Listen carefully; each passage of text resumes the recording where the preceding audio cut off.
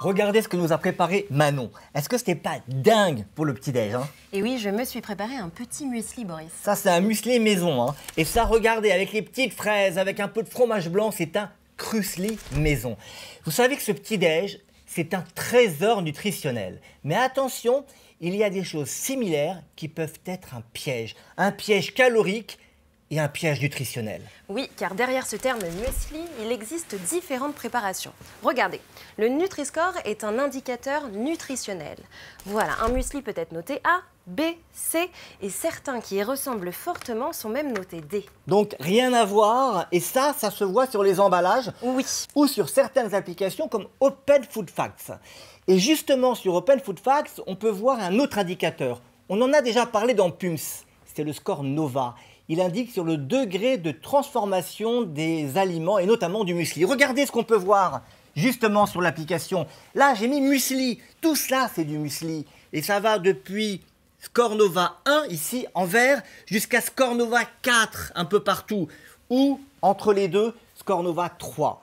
Bref, il y a muesli et muesli. Et à l'origine de cette recette, il y a un médecin. C'est le docteur Biescher. Il est né en 1867. Et ce médecin était persuadé que l'alimentation crue pouvait prévenir, voire guérir certaines maladies. Regardez, on vous montre en image à quoi ressemble cette recette de Biescher Muesli. Le Biescher Muesli. On peut aimer ça ou pas, mais il faut reconnaître que peu de plats sont aussi sains que celui-ci. Moi, je pense que je vais aimer ça et on va voir si vraiment c'est un plat, un petit déjeuner sain. Et là, on va vous le montrer, mais en couleur, Manon. Exactement. Venez voir, Boris, je vais vous expliquer. Donc, pour réaliser ce super muesli, il faudra environ une cuillère à soupe de flocons d'avoine. Bon, pour l'instant, c'est un petit peu sec. J'espère qu'on va avoir des fruits. Il faut le laisser tremper 12 heures dans 3 cuillères à soupe d'eau. Bon, là, c'est pâteux. Voilà. Ensuite, il faut ajouter une cuillère à soupe de jus de citron. Ça me donne d'un petit goût citronné. C'est vrai que ça peut réveiller le matin, mais c'est pas encore le petit-déj idéal pour moi. Un peu de fraise, un peu de kiwi. Non, Boris, laissez-moi tranquille. Hein. Laissez-moi faire ma recette. Du lait concentré. Je dois vous dire que dans la vidéo, la recette incluait déjà du lait concentré, donc c'est autorisé. Tout à fait. Ensuite, il faut mélanger le tout et là, vous pouvez ajouter une pomme entière râpée. Moi, je préfère toujours les fraises, mais ça dépend des saisons. Voilà. Et la pomme, c'est toute l'année. Hein. Toute l'année. Et elle est très riche en antioxydants. Là, on mélange. C'est un beau mélange, ça ressemble à la compote hein, jusqu'à présent. Exactement. Et là, vous allez pouvoir ajouter donc une cuillère de noisettes râpées. Ça donne un peu de saveur. Et dans cette noisette, il y a des acides gras, des graisses, mais de bonne qualité. Hein. Et j'ajoute à cela une petite cuillère d'amandes râpées également. Et on le mange directement comme ça Vous pouvez le manger. Là, le muesli est prêt. Il y a juste à mélanger. Et pas besoin de le mettre au réfrigérateur? Pas besoin. De laisser lever, attendre? Non, juste préparer les flocons d'avoine donc avec l'eau la veille pour pouvoir les laisser reposer 12 heures. Et ensuite, voilà, vous ajoutez votre fruit, vos poudres de noisettes et d'amandes, vous mélangez le tout, un petit peu de citron et c'est prêt à déguster. Bon, ça a l'air pas mal. Honnêtement, j'aurais bien ajouté un peu de couleur, un peu de fraise d'abricot.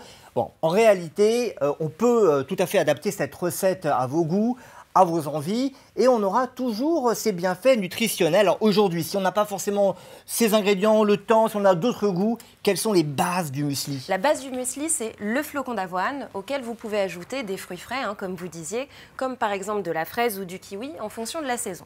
Vous pouvez aussi ajouter un petit peu de flocons d'épeautre, donc des céréales plutôt brutes, ainsi que des fruits secs, comme par exemple les raisins secs. Et moi, j'ajouterais encore autre chose, les fameux oléagineux.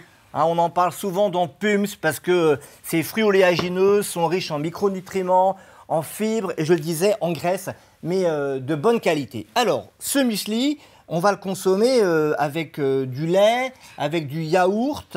Et si on ne veut pas consommer de produits laitiers? Alors, si vous ne voulez pas, surtout pas consommer de produits laitiers, une boisson végétale fera l'affaire, hein, comme par exemple un jus d'amande ou encore un jus d'avoine. Je trouve que c'est une très très bonne alternative culinairement parlant ainsi que gustativement parlant. En revanche, attention, d'un point de vue nutritionnel, les boissons végétales sont complètement différentes des produits laitiers. Ainsi, attention en termes de protéines et de calcium. Alors là, vous avez finalement tous les ingrédients pour une bonne santé. On a dit les fibres, les graisses de bonne qualité, des protéines si vous consommez un produit laitier avec et plein de micronutriments. Et sur le plan calorique, qu'est-ce que ça donne? Alors sur le plan calorique, un bol de muesli est relativement intéressant. Plus intéressant qu'une tartine de pain complet avec du beurre et de la confiture. Qui a moins d'apport Moins micronutriments notamment. Hein. Tout à fait.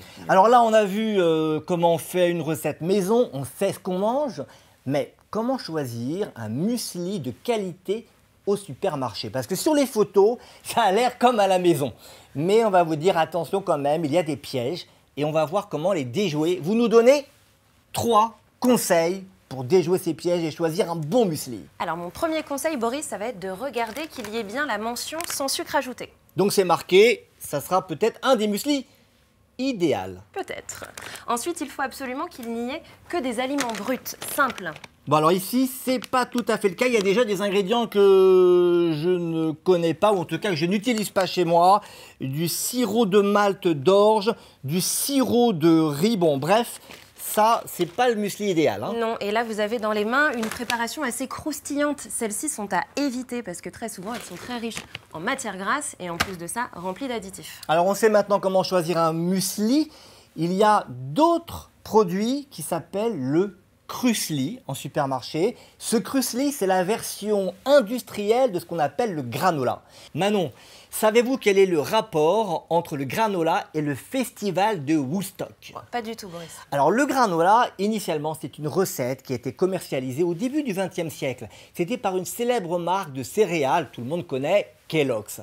Mais en 1969, pendant le festival de Woodstock, regardez, les hippies en ont fait leur plat principal pendant toute la durée du festival. Moi, je vous imaginerais bien ici, hein, à côté de cette jeune femme. Ah, pourquoi pas? Ça vous dit hein? Pourquoi pas? Alors le granola, je sais que vous en faites maison, ça existe sous forme de Krusli, mais on va voir comment on le fait si on veut le faire chez soi. Alors la recette prendra un petit peu plus de temps que le muesli, mais elle est tout aussi brutale. C'est-à-dire qu'on récupère le muesli, on y ajoute un liant, comme par exemple du miel. Donc c'est un liant naturel, hein, pas d'additif. Tout à fait, qui le rendra un petit peu croquant et relativement sucré. Alors vous en avez fait, on va voir à quoi ça ressemble. Attention en sortant du four, ne pas vous brûler. Ah là, ça a l'air très sympa. Oh, il est hyper appétissant. Il est appétissant. Non, là, attention. C'est chaud, hein. C'est chaud. Bon, bah écoutez, on va aller le consommer, on va le goûter. On peut en manger tous les jours ou... Alors non, attention, en termes de recommandations, il faudra en consommer, donc certes, hein, parce que c'est délicieux, mais pas tous les jours. Parce que un peu plus sucré que ce muesli que vous nous avez préparé. Bon allez, on va goûter le granola.